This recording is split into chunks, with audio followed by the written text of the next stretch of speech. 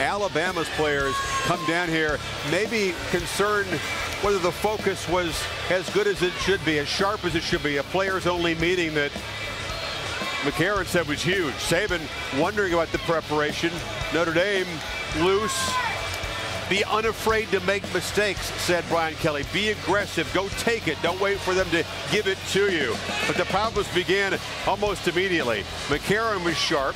He would hit Norwood in a 28-yard pass, and then they would tack on a personal foul, a false start, and then Lacey would get going, attacking the middle of that defense. And he set the tone. I mean, didn't he? He came out physical, came out running the rock hard, and I don't think Notre Dame knew what to do after this point. And every time you see him running the ball, you see arms trying to wrap him up instead of getting a good piece of him. Another thing, the offensive line blew the defensive line from Notre Dame off. Every time those backs run the ball, they could go 5 yards without even being touched. There's Chance Warmack at guard. It's going to be a high draft pick, blowing people away on the left side as he did all night. Yeah, and you saw Te'o trying to get up and make plays, but every time there was a body on him. And this was a huge play in the ball game, a very questionable call on Alabama's second possession. Notre Dame looked like they might have got the ball back, but Matthias Farley has called for interfering with Christian Jones there. Did look like an Alabama player got closer to Jones. Might have turned momentum. Oh, man. Pac-12 officials. Coach Kelly was almost having a heart attack on the sideline. I was standing right next to him, and he was arguing with the guy. And I really think Alabama got a break there. That wasn't a good play. Ensuing drive, third one more. Eddie Lacey barreling down inside the 5. Not only great size, but you see his acceleration away from the Notre Dame secondary once he got in the back second level of the defense. You load up for the run, and there's old Michael Williams, the tight end, sneaking open. Remember that red zone D, Chris? We've been bragging about all year long. Step up, play the run. Mr. Te'o, right behind you. Yeah, Manti a bit on the play fake there. Also missed more tackles tonight than he had the entire season. So it's 14-zip.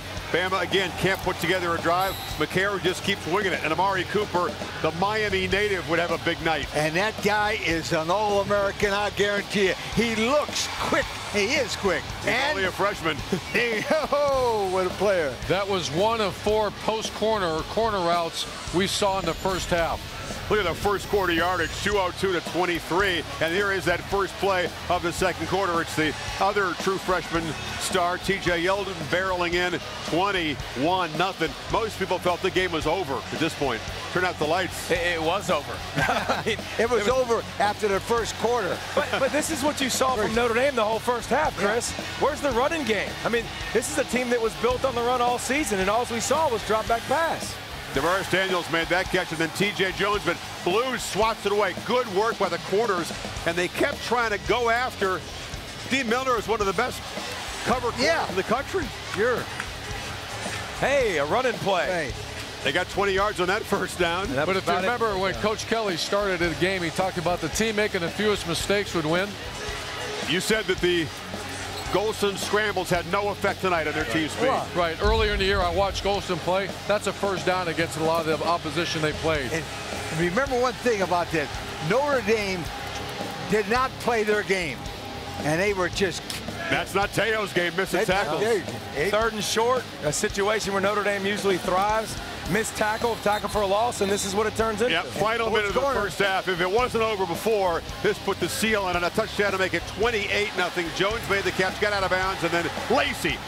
Two-spin, circle button, two, and he dives to the end zone.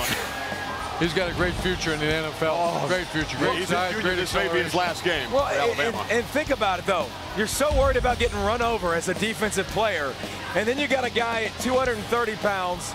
He catches the football. He's got a full head of steam, and then he spins off you. So 28-0 at halftime. Here's what Brian Kelly had to say. Really have grown accustomed to seeing all season. Where do the fixes need to come in the second half?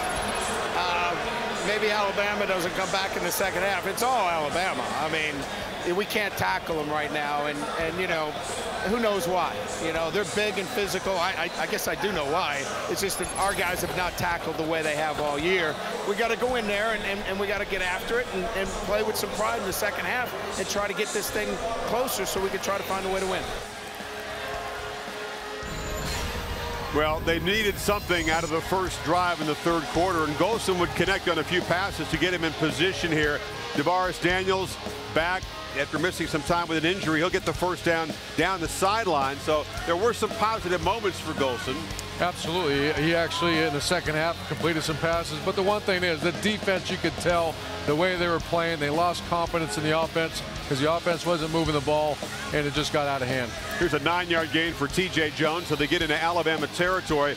And then Clinton Dix is going to make a great diving interception here. I don't know why Notre Dame's attacking D. Milner. I mean, this is one of the best cover corners in college football, and time after time went after him, and you see what happens. Great deflection. He almost gets the interception himself, and Dixon comes over and tap dances right there on the side and gets the pick. And any chance they had, 28-7, maybe you get some mojo going.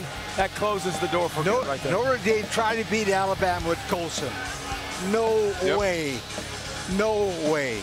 Well, Kelly felt like they needed to be bold and aggressive and change what they'd done throughout the season. Obviously, it didn't work. Bama back to work. You saw Lacey with the run, and then McCarron pitches to a wide open Cooper. Who just waltzes in the end zone. But, I mean, how much time do you need? First of all, great job play action because you're running the football. But McCarron, watch him step up in the pocket, but then there's no second level of pass rush. Great job, slow developing play. Amari Cooper coming across, and he walks into the end zone. That's pretty good, right? 69 unanswered. We wondered if they would get at that Notre Dame secondary, which, because the front seven had been so good all year, people really hadn't exploited. Golson hit Jones for a pass down inside the 5-yard line, setting up 1st and goal. Nice work by the receiver just to get the foot inbounds there. And finally, the Irish breaking a streak of 69 straight points by Bama in BCS Championship games.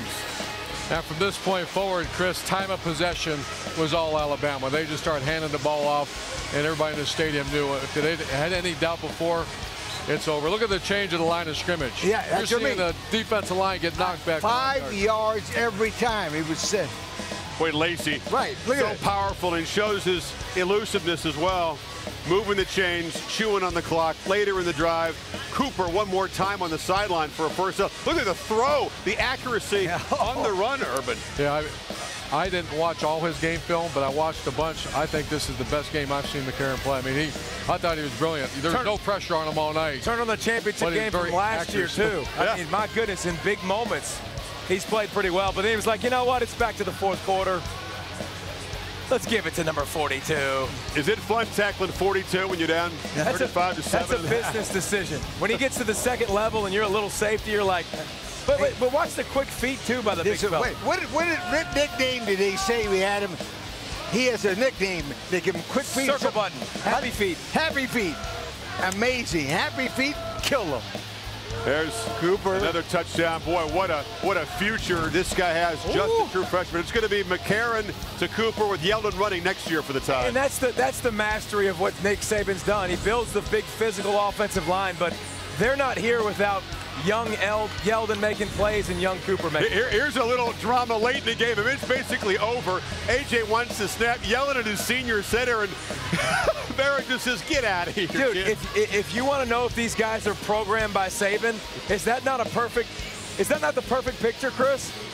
You're up 28, the game's over. Game here, huh? The game's over. And you got a center blocking a 330-pound nose guard all the time. You don't want to be jumping in the middle of that one. Right. Look at Barrett Jones. Yeah. Don't try me. Well, you're up 28. AJ's an emotional guy, as Barrett later explained. He felt he was in the right. They would patch things up. This is going to be no lingering drama here. Give me a hug. Hat in the head. Hug it out. Hug it out. There's no time for dissent. Not when you're winning. And yet another crystal ball for Barrett Jones on a foot that's going to require surgery. This was not a sprain. We suspected it was a lot more serious than that. He just powered through, and another wet conclusion to a championship game for Saban. McCarron back-to-back as a sophomore. He was the first sophomore quarterback to win a BCS title. Now as a junior, he's got another year. Already one of the most accomplished college quarterbacks to have 2 of those. And speaking of accomplishments, Saban does it. You said it, David. 8 years as a college coach, a 2-year detour down here to coach the Dolphins, where he didn't have much success, and 4 national championships.